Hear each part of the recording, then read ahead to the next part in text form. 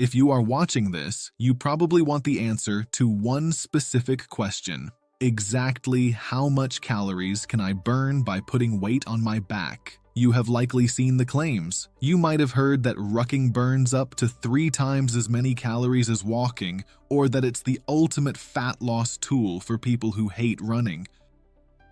You might be wondering, how does rucking compare to running, hiking, incline treadmill walking, swimming, cycling, or stair climbing? Those are good questions, and today we are going to answer them directly from a medical perspective with real numbers you can actually use.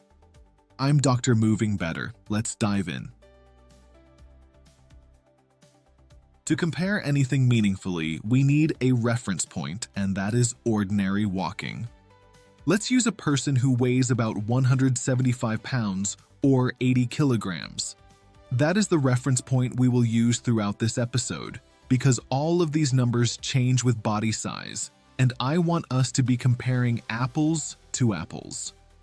Walking at a comfortable 3 miles per hour on flat ground, that person burns roughly 280 calories per hour.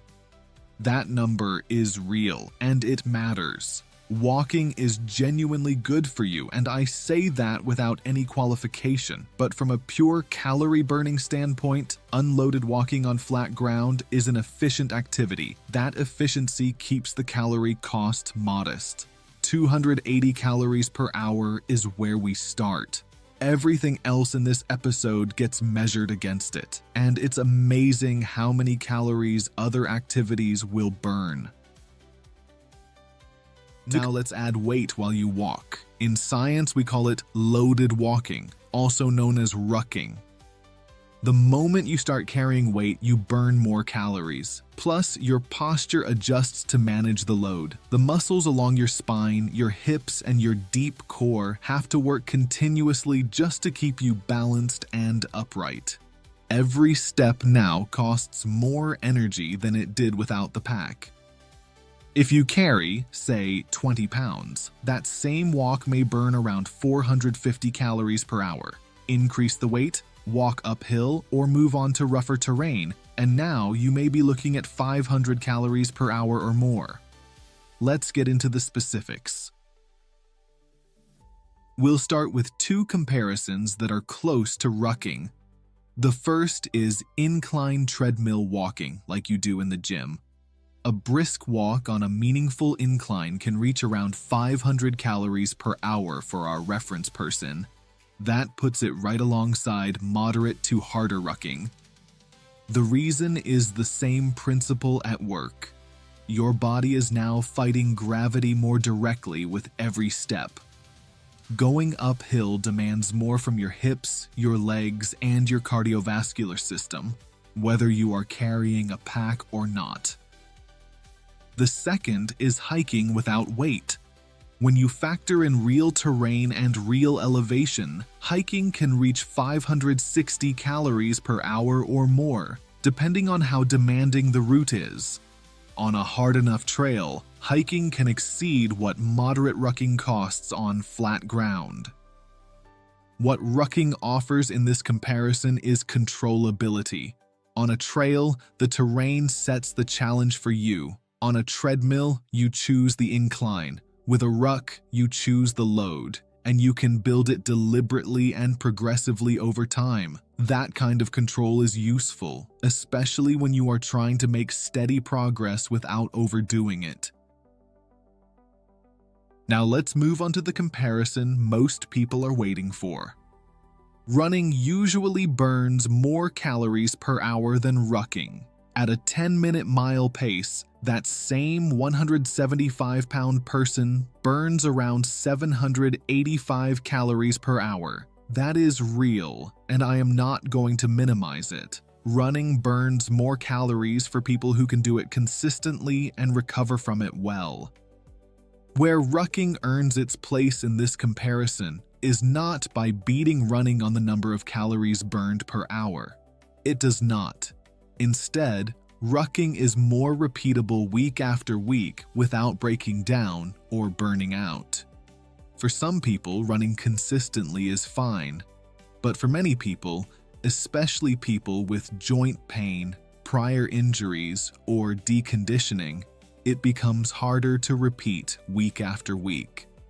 And you have to consider your joints, prior injuries, and whether your body can tolerate that repeated impact week after week. Rucking can give you a way to work harder than ordinary walking without the same level of impact. It is not a replacement for running if your only goal is maximum calories per hour. However, let me share a personal experience with you. After I injured myself during running a few weeks ago before making this episode, I switched to rucking. It was easier, but easily repeatable, and so I did more of it. The problem then was I did so much rucking that fatigue started building up, as well as the hunger spikes I had to fight.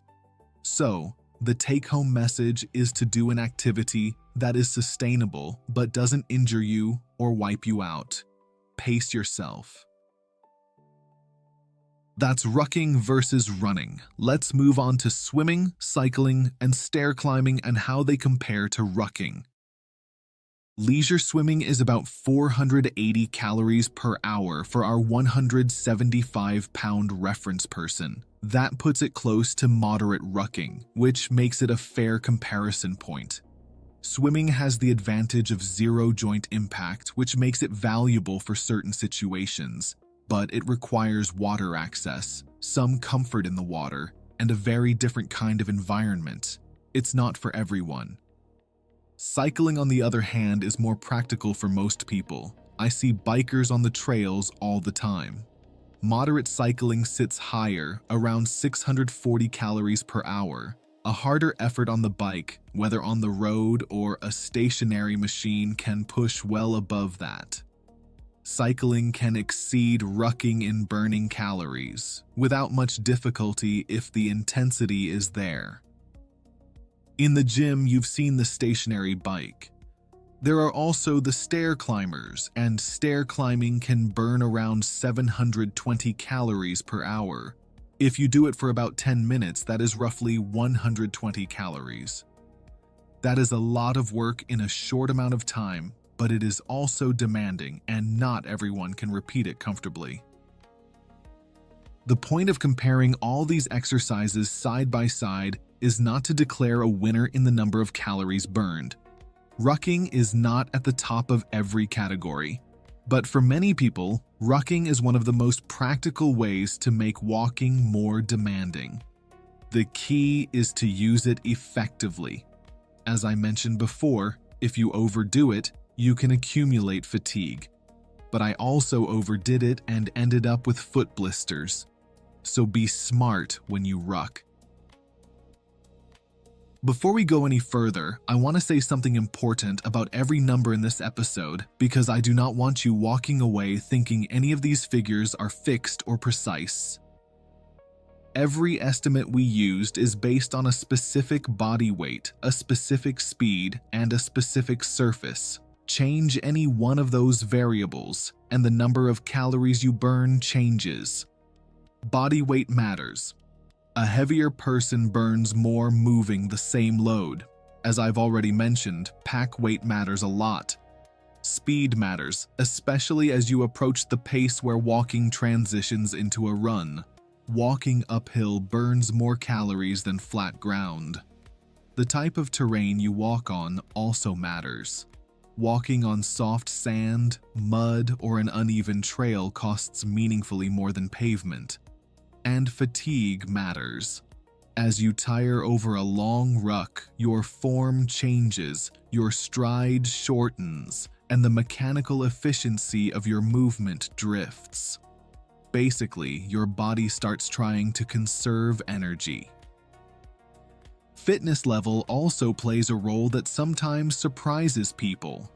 As you train consistently, your body becomes more efficient at moving a given load at a given speed. The same ruck may burn fewer calories after several weeks than it did when you started. That is your body adapting. That means you're getting fitter, which is great. So to burn the same calories, you need to step it up a notch. In summary, treat these numbers as estimates to help you understand how to choose and shape your routine, be it rucking, walking, cycling, or whatever you decide. So here is the part that matters most. How do you actually use this information? There are no hard set rules. If someone asked me right now, how do I ruck to burn more calories? Here is what I would tell them. First, understand that you can ruck with almost any amount of weight, but more weight is not automatically better, and this is where a lot of people go wrong. They hear that a heavier pack burns more calories, so they load up 30 or 40% of their body weight and head out the door. And then their form collapses. They lean too far forward, their gait changes, they start compensating with every step, and they end up working against themselves rather than with their body. Heavy and sloppy is not the goal. So, start lighter than your ego wants to. For most people beginning to ruck, around 10% of body weight is a reasonable starting point. For our 175-pound reference person, that is roughly 18 pounds, about 8 kilograms. The goal is to let your body learn the movement and to give your joints and connective tissue the time they need to adapt, because those tissues take longer than your heart and lungs do. From there, the rule is simple. Build time and distance before you build weight. In other words, work on walking longer distances before adding weight. And when you do add weight, add just a few pounds at a time and give yourself about 2 to 3 weeks before adding more. Do not add weight and distance in the same week. That single rule prevents most of the trouble people run into. As you get consistent and the load starts to feel manageable, a working range of roughly 10 to 15% of body weight is where most healthy adults find a useful balance between real calorie burn and repeatability. For our reference person, that is about 18 to 26 pounds. You can go heavier over time, and some people do. For a point of reference, many military ruck events use a 12-mile march with about 35 pounds, often completed in under 3 hours. I share that not because it is your target, but to show you the possibilities of the human body. This is the same reason I'm fascinated by the Spartans and ancient humans. They show us what we've forgotten in the modern world. In other words, you're a lot stronger than you think you are. But remember, you're not preparing for a forced march. You are building a better body. So the message is simple. Start at a load you can carry, recover from, and come back to. Then build from there, one variable at a time. One brief note before we close. Calorie burn during a workout is not the same thing as guaranteed fat loss. You might be wondering if rucking actually helps burn off belly fat, or why you're exercising hard and still not losing weight. Those are bigger conversations and deserve their own episodes. Today, we stayed focused on the calorie comparison, and that is exactly where we needed to be. The bottom line is this: rucking is one of the most practical and accessible ways to burn calories. It does not require a gym membership. It does not require specialized equipment. It can be built up gradually and scaled for almost anyone, from someone who is just getting back into training to a conditioned athlete who wants a lower impact challenge that still demands something real from them. In future episodes, I'll be going over the science of why activities might trigger stronger hunger and fatigue responses. We'll also get into the physiology of fat loss, and then we'll cover what catches many people off guard with rucking: injuries, how they happen, and how to prevent them. Thank you for joining me. I am Dr. Moving Better. Remember this, the best training is the training you can repeat. Load your body intelligently, recover well, and come back stronger. If this was useful, leave a comment below. Move smart, move with intent. I will see you in the next episode.